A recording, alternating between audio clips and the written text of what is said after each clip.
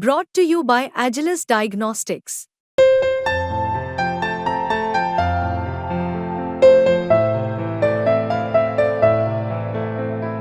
Agilus Diagnostics.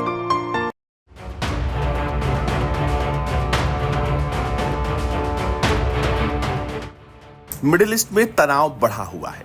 Iran में Hamas नेता इस्माइल हानिया की हत्या के बाद अब इस बात के आसार नजर आ रहे हैं कि कभी भी लेबनान इजराइल पर हमला कर सकता है। साथ ही साथ ईरान ने इजराइल पर हमला करने की और बदला लेने की कसम खाई है। ऐसे में इस पूरे क्षेत्र में तनाव अपने चरम पर है। गाजा पर इजराइल के कहर के बीच लेबनान की तरफ से इजराइल पर दर्जनों मिसाइलें देर रात दागी गई, लेकिन उन्हें आयरन डोम ने आखिरकार इंटरसेप्ट कर लिया। ऐसे में कई मोर्चों पर जंग के खतरे के बीच अमेरिकी रक्षा मंत्री ने इजरायली समकक्ष से बातचीत की। अमेरिका के रक्षा मंत्री लॉयड जे ऑस्टिन ने इजरायली समकक्ष योवेव गैलेंट से बात की और ईरान से खतरों की संभावनाओं के बीच अमेरिकी समर्थन का भरोसा जताया था। आपको बता दें कि अमेरिका के रक्षा मंत्री लॉयड ऑस्टिन ने हाल ही में कहा था कि अगर इजराइल पर हमला होता है तो इजराइल को बचाने के लिए अमेरिका साथ में खड़ा रहेगा। ये उनका बयान तब आया था जब इस्माइल हानिया की हत्या हुई और उसके ठीक बाद ईरान ने बदला लेने की और हमला करने की कसम खाई थी।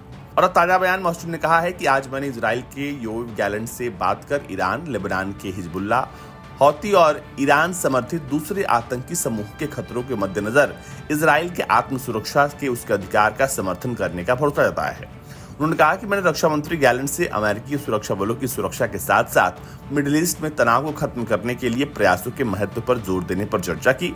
मैंने गाजा सीजफायर को लेकर अपना समर्थन भी दिया है। दरअसल ये सारा बवाल शुरू हुआ है हानिया की हत्या के बाद। हमास लीडर इस्माइल हानिया की ईरान की राजधानी तेहरान में हत्या का मामला चर्चा में बना हुआ है।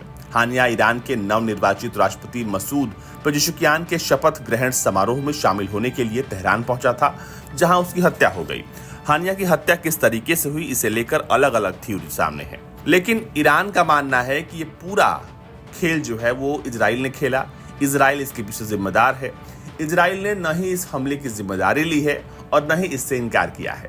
ऐसे में तनाव अपने चरम पर है। आपको बता दें कि इसके बाद भी इजराइल का एक्शन गाजा से लेकर लेबनान में जारी है। वो हिजबुल्ला के ठिकानों को टारगेट कर रहा है, हमास के ठिकानों को टारगेट कर रहा है और अब ईरान ने कसम खाई है कि वो इजराइल से जरूर बदला लेगा। अब ऐसे में अमेरिका इस क्षेत्र पर पूरी तरह से नजर बनाए हुए है। अमेरिका नहीं चाहता कि किसी भी तरह से इस पूरे इलाके में जंग हो, पर यह कहा जा रहा है कि अगर जंग होती है तो फिर अमेरिका इजराइल के साथ खड़ा दिखाई देगा।